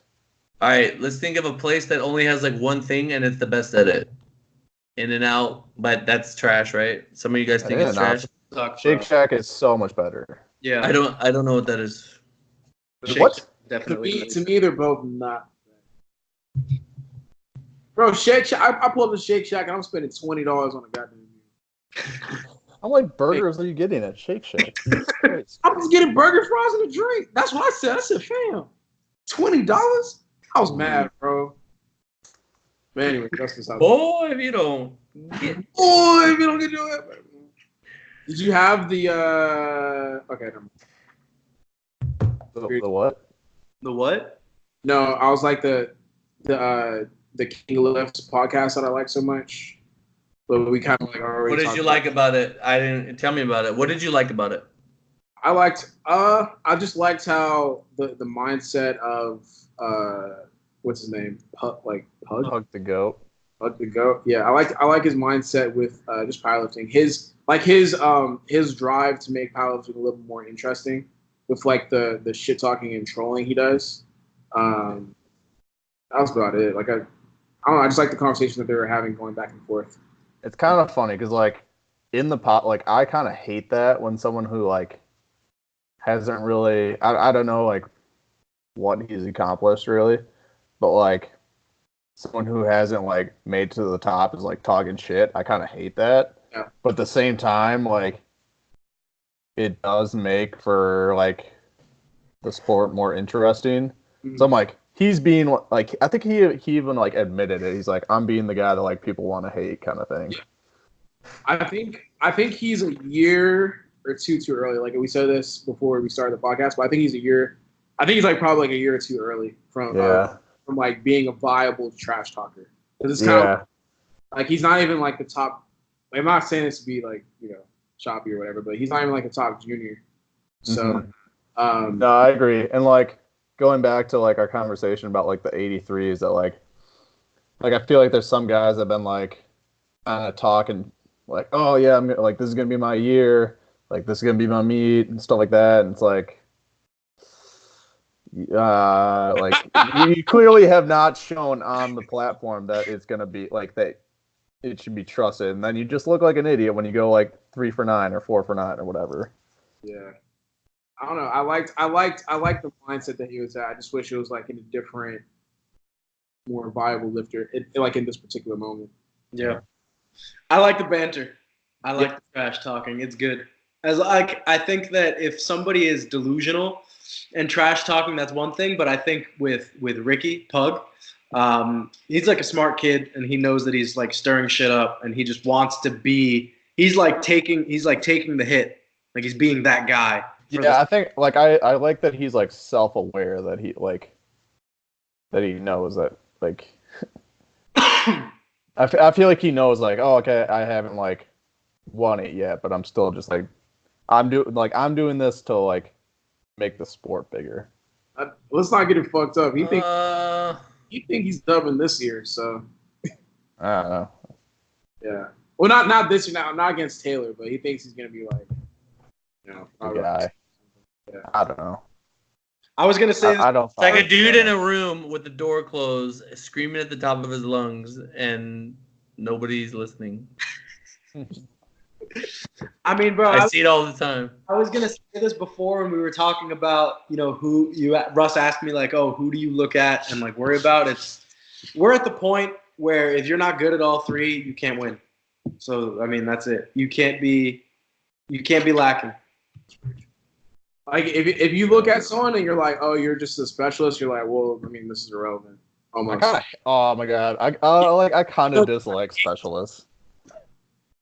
Because like I think it's annoying when like I don't know, someone gets like your big deadlift gets like shared, but like you're still like 300 pounds below in the total. Like I don't know. What is cool about the internet is that it lets like ignorance kind of shine through, and then we could just kind of see who's has very clouded judgment, and then kind of watch the circus unfold. It's kind of how I look at it. Just go through the comments on King of the Lifts. You'll see a lot of that. Be like, holy fuck, dude. I don't ever go on the comments because I feel like the King of the Lift has the worst. I don't know. Honestly, it pisses me off, but like that's kind of like what motivates me because I'm just like, well, fuck you, man. Like I'm gonna prove you wrong. Oh, fuck you. I've been in, like I've looked at a couple of the comments. I'm just like, yeah, I think I'm just better off never ever looking at any comments. Ever. Yeah, I mean, I only did it. The most recent time I did it was for you use deadlift, but that was about it. Like everything else, I just don't even check. Yeah, someone like tagged me in that, like his 815. They're like, "Oh, it's gonna be a great battle between you guys," and I'm just like, well, we're not like in the same federation or anything. Like, yeah. like I like you, but No, dude, that was like people will tag me all because everything that King of the Lift shares of mine, I can guarantee there's just going to be a shitstorm of people saying stuff, and like some random will tag me like, prove them wrong. I'm like, dude, I don't give a fuck what they're saying. What? Right? It's like, bro, I was literally not trying to look at these comments, but thank you for fucking tagging me in this shit. That's funny. God damn. I like reading the comments. I'm gonna be Haters honest. motivate you. I'm like, bro, I don't even know who they are. Just like, I don't give a shit. They don't matter. Irrelevant. I mean, at the end of the day, as long as you're hitting your P's and Q's, then all this other stuff is just kind of this is external memery circus. Fucking, it's I don't know, man. I just think, especially in the smaller weight classes, everybody's got a chip on the shoulder for some reason. Yeah. Like everybody's got a fucking some, and I'm like, dude, just stay in the pocket, man. Just come show up, and then I don't know, dude. I think it's fine though, as long as no one's hurting anyone else. It's all good. Joey, how many lifters do you have at nationals this year? Do you know? Have you tallied it up yet? I don't even start thinking about that till I need to make all the flights and stuff to know where I'm handling. But it's gonna be like 1 million. I don't know, 30, 40, something like that. Probably.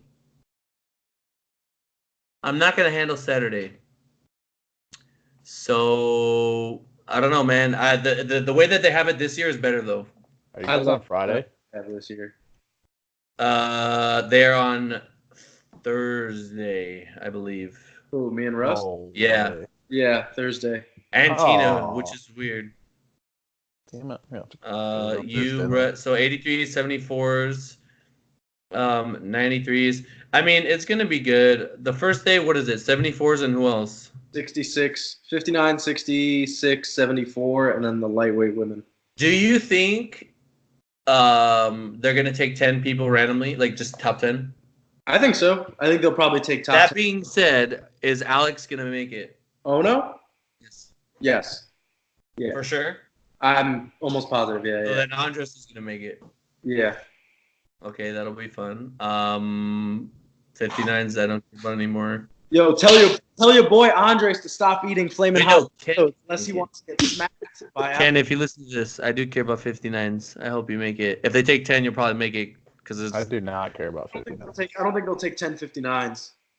Wow, 10 dude. 59s? Wow, you're going to leave them out, dude. Wow, dude. Even 10 59s. Wow. Bro. 2019, minorities have just as big a voice as everybody else. The smallest group of people, literally there's like 2 of them, equals billions of people. You have to remember that's 2019. There are 10 59s? Dude, I don't even think there are 10 59s. Hey, man. It'll be like Mike Coons and no one else.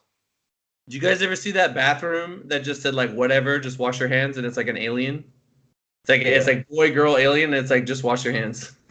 It's like whatever the fuck. Yeah, I don't give a fuck. Yeah. I'm just washing hands. But yeah, so we have 59s. Oh, hold on, I got the schedule right here. I'm pulling it up real quick. I think they won't take 10 for the 59s. Potentially not for the 66s. What about fatties? There's no way they'd take 10 super heavyweights either. Oh. Joey, I was just thinking about this. Who in the 120s is going to give you a fight? Because I don't think Tony Harris is doing it, and I don't think Matt Somer's doing it. Dennis Matt Somer did. Body everyone. Is Dennis is going to destroy everyone. Is he doing nationals? Dog, you better hope I don't get top 5. I'm going to scream. I didn't even try for this meet. This isn't even the meet that I tried for. Everybody. Joey, you're what, 9 weeks out? Just drop all your clients, put them on hold, and be like, all right, I'm fully committed to being an athlete, not a coach. Hey, send me my block though. I would never do that. I gotta. Okay, keep Russ on. Hold on. Wednesday. Wednesday is 66, 74, 59 men, only no women. And then Thursday is 83s and 52s. So Russ, Sean, Tina, Sophia, Goddamn Sophie. Gus. And then Friday, it is women's 57s, women's 63s, and men's 93s. I mean, obviously, Keiko's in that. 93s would be mildly interesting. Keiko! And then women's 63. Dude, Abby, I don't know if you can listen to this, but she's going to Germany. So she's not going to be here. I don't think the 93s are an interesting class anymore. It's so weird. Wait, let me think. Yeah, they're not. You're right. Who's in the 93s? Keiko still needs to close us out, though. Keiko. Women's yeah. 57. Wait, hold on. Is David Wilson going like 90? He's going 105 now. Yeah. Like for nationals. Yep. Okay. So does he not get to go prime time? I don't know. If his lower total was good enough to get him in from the lower class, then he could still do it. It's kind of like Charlie have been like prime time that year. He made the jump up to 93. That was kind of weird. Charlie was not prime time. He was battling out with that one dude. Yeah, that's what I'm saying. Like, because I thought they said like, oh, since you don't have a 93 total, you can't do prime time. I'm pretty sure that's how. I think you're right. That's so dumb, Dude. I think if you won nationals, like you should be just automatic prime time. Yeah. I don't know. We'll see. We'll see how it plays out. Maybe he's doing a meet. We don't know about it. Maybe I'll help the morning. Summer's been looking really good. Who? What's the reason for him jumping up to 105? Somer's not doing it, I thought. Somer's not doing nationals. He's done with the USAPL. He did tribute. Wonder if he got on the program. I don't think he has. I live in the same town as him. I literally live like 5 minutes away from him. I saw him like a week ago, I think. He says I think he's still natural. I think he's just done with the USAPL. I think he's like one of those guys, like I know Ashton had done the tribute meet last year. He's just one of those guys who's like, I'm just going to lift like wherever is most fun to lift. Mm-hmm. You know what I mean? I still think Nats is really fun to lift at. Like the most fun shit. Is Nats not fun? Like, does it get more fun than that? I agree with you, but to him, I don't know. But to answer your question, well, he might have thought he had a chance of like winning money too. Yeah. Well, Russ, to answer your question, Wilson is going up to 105 because he just had too difficult of a time staying down there in terms of durability and progress. Like I know there was one meet that he did. It was a local meet that he did after nationals 2 years ago, the one that he bombed out at the second time. And he had a ton of weight to cut. I think he cut from like 220 to 205. And I think he just wanted to be in a better position to like make progress and be durable. He's like a taller guy too, isn't he? Yeah, exactly. He's pretty tall. So I think it definitely makes sense, not only for his height, but for his leverages, because he's super lanky. Like his arms are long, really short torso. Like he's going to deadlift big no matter what class he's in, but I think having the extra weight will benefit him in the two lifts that he's not built for. So he seems to be doing well. I mean, in training, he's done. I mean, he should hit 700 pounds on squat. I mean, you have to bench 5 in that class, right? Like you have to. No, you don't. Nah. 105? I mean, Look at Ashton. Who does? Ashton had the world record. Ashton could probably bench 5. The world record, the unofficial world record total Ashton hit, he benched 458 in that meet that he did. What Ashton are we talking about? Ashton Yeah. 5? I mean, I've seen him hit like 480 on pounds pretty fast. Nah, he's not hitting. Like Eli Burks isn't hitting 5. Yeah, no, his bench like in a meet, Ashton could probably bench at best maybe like. What did he do? Like I would say like 468. He's probably I think 468 is what he's capable of. Yeah, at best. Not yeah. Shit. 5? If he was busting down 5? Give it a little bit of time. This might be a controversial opinion, but I think that Wilson could have a shot to upset Ashton again. Ashton's gonna squat like 7. Dude, I will send Ashton a cheat sheet. Well, I forgot Mikey's there. Never mind. Ashton got called on depth at the meet he just did. I love it. I'm not worried about it. I'm not worried about it. them. Does he get called on depth? Have you seen him? I don't get it. I don't know. I love both of them, but I think it's going to be interesting. I think it's going to be close. Unless Ashton, if you're watching this, if you decide to gain some weight between now and Nats and don't weigh in at like 94, then you'll be good. But I think Bryce would win over Wilson. Consistent like bench and big deadlift. Bryce is very consistent, so I agree. I feel like, do people have Ashton winning the 105s? I think I originally thought he would blow it out, but the more I think about it, it's just he has talent, obviously. If he cannot make those little like if he goes 9 for 9, I think I'll be shocked if he doesn't win. Nah, if Ashton goes 9 for 9, no one touches him straight up. Yeah. So what you're saying is he's the strongest lifter. Yes. Yeah. And he should win. That's how it goes. With Bryce, that's the thing with Bryce and Helms have been working together for so fucking long. Like, Eric could put a blindfold on and write his prep, and, like, he'll show up. You know what I mean? I mean, that's the whole thing with the bags on the weight. Oh, my God, dude.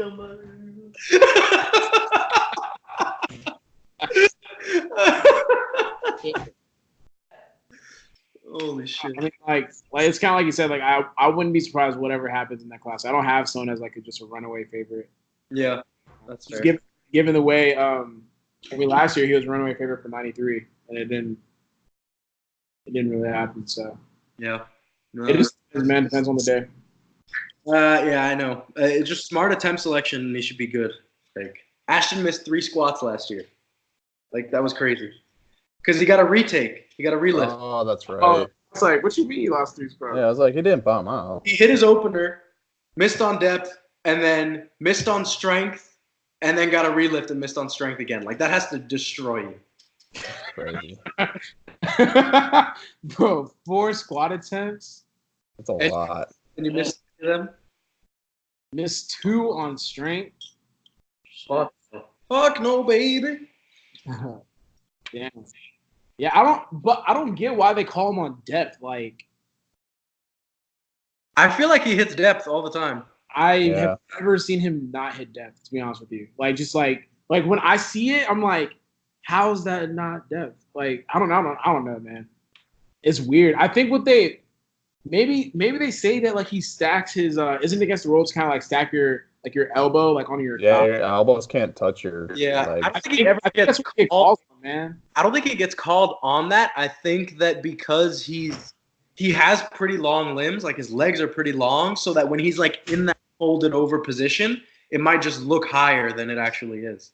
It doesn't look high though. That's what I'm saying. Like it looks. I don't know. When I'm watching it, I'm like, that's undeniable depth. And then it's like he gets called for it. I'm just like, oh shit. Yeah. No, I feel you. And then what are the other weight classes? I feel like who's gonna win the 66s? No Snur, no Charles. Oh, Charles not competing? What? Oh, for real? Charles is in PT school and he's not doing nationals. Oh shit. So who wins the 66s? Keith Mahoney's coming back. Hit 500? What? Come on. Do you think Ray's gonna hit 500? No.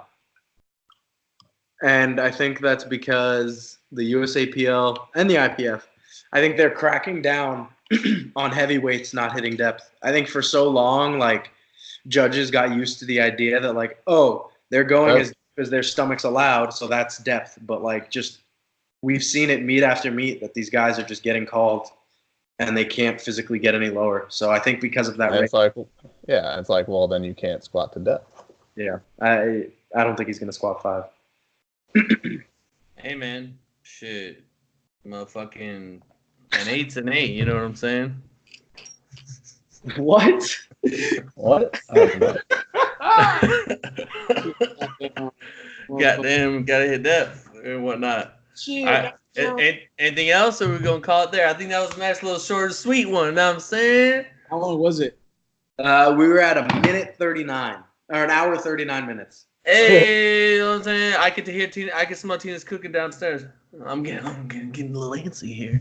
Yeah, Frodo's by the door. I don't want him pooping in this Might hotel have, room. might have a Whataburger. Hey, tell me why Uber Eats is a fucking thief. Hey, before you watch it on my YouTube video, I tried to hit 750 pounds on squat. Like I had it in my head to do it. All I did was just match my PR. So like, I'm just telling you now before you watch my video. This is Tuesday.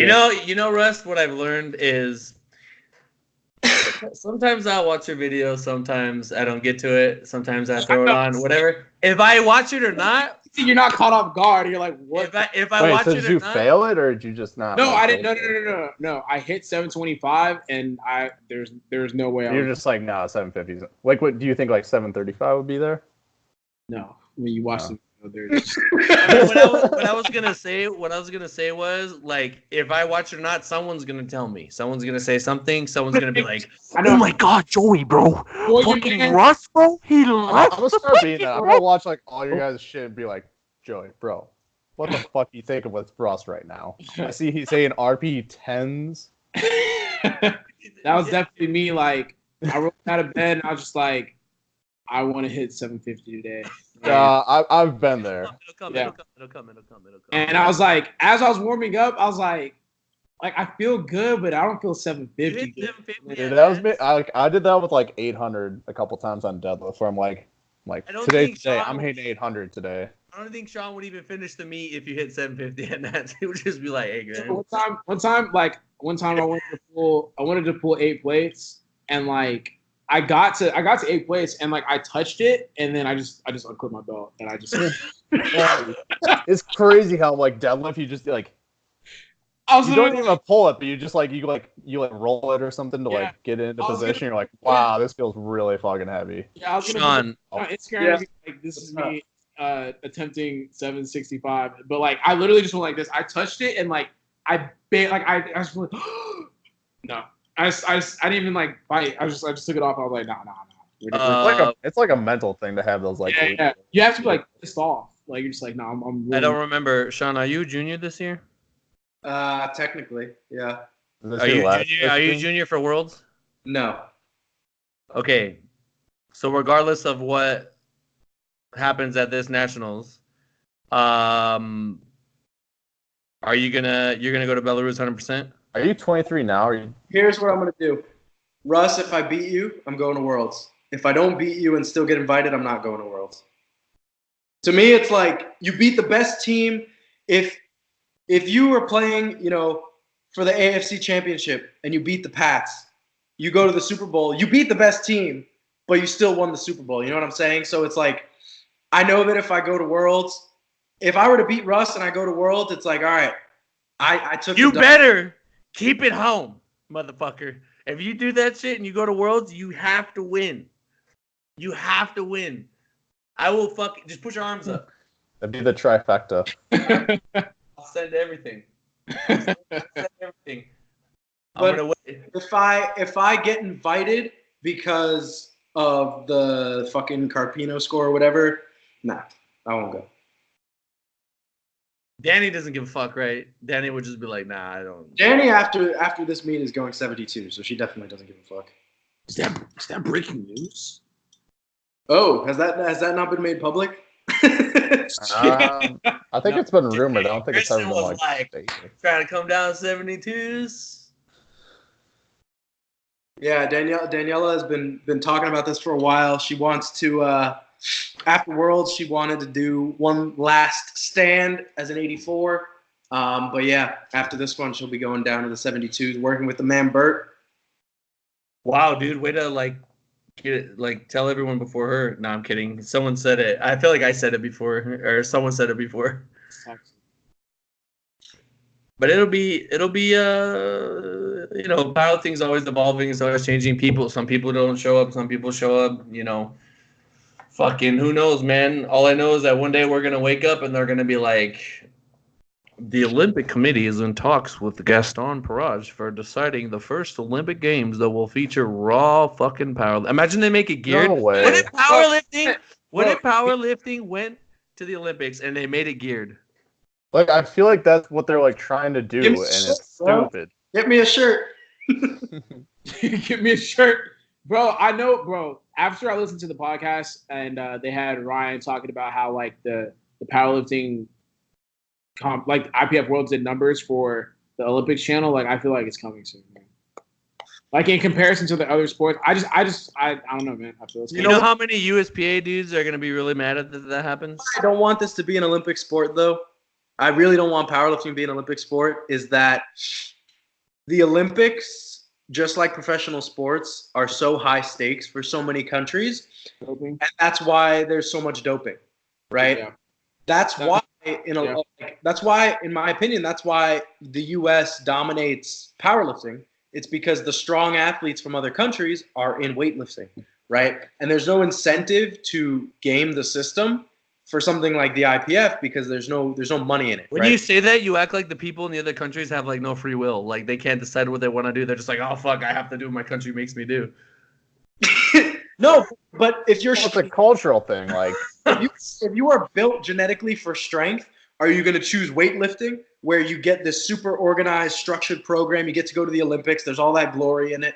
Because there are a lot of countries where like the weightlifters are like, they're looked up to as like the athletes. Like in Iran, weightlifters and wrestlers are like they're fucking like national heroes, right? So like if powerlifting became an Olympic sport right now, you've raised the stakes of what it means to win powerlifting, and I think there would be so much more doping in natural powerlifting that we don't. You don't think the I would technology consider of coming back to the USAPL if it. my man, It got you in don't the ever. Olympics. You don't think that like testing would just get to a point where like you can't beat it? It's an unbeatable. Like you will never beat the test. In the Olympics, I would take 3 years off. I mean, it's not gonna be like 4 years, or it's not gonna be like, oh, next year they're gonna be in the Olympics. It's gonna be like a full 4 years. We're gonna know. So I can take the 3 years off. Dude, Ilya Ilyin, who's a Ukrainian or Kazakhstani Olympic weightlifter, has won gold medals, and then like 6 years later, they're like, oh, we pulled his piss test out, and he failed. So it's like you find out after the fact. They got him. And it's not like I'm taking anything that would be like. Still got his ass. Yeah. It's like coming second at it's like coming second at Worlds, and like years later you figure out, oh no, you actually failed your test. Well, like for Olympic weightlifting, they're on like you took 10th, but now like the top 9 guys failed their drug test. So guess what? You got gold. What did that happen at again? Was that? Just throw the whole sport Brazil, away if that wasn't it? happens. Just throw that shit away. Well, dude, Brett had that happen in 2015. He competed against this guy Jose Castillo, and he Brett. And then 2 months down the road, they found out that Jose failed for stanozolol and clenbuterol, and then they like crowned Brett. But it's like how does that feel? That feels shitty as hell to find out like after the fact that you won. Like you the meet, but you like. I remember like. There's nothing worse than what happened to Sean at Worlds that one time. So yeah, go on. I think 2018 might have been the first year that like Brett got to stand on top of the podium. Yeah, that was the first time that he won one. That's crazy. Yeah. But then my man came back though. You know what I'm saying? Came back. We were in the trenches for a whole year. Yeah, that's crazy. Shit. I think we should call it here, man. That food is getting cold. All right, fellas. All right. So I think that was a good one. That was nice. Close the shit out, cuz. Nice and short at an hour and 48 minutes. Again, thank you guys for watching the 4 Horsemen. Again, don't remember what episode this is because it's been. Later.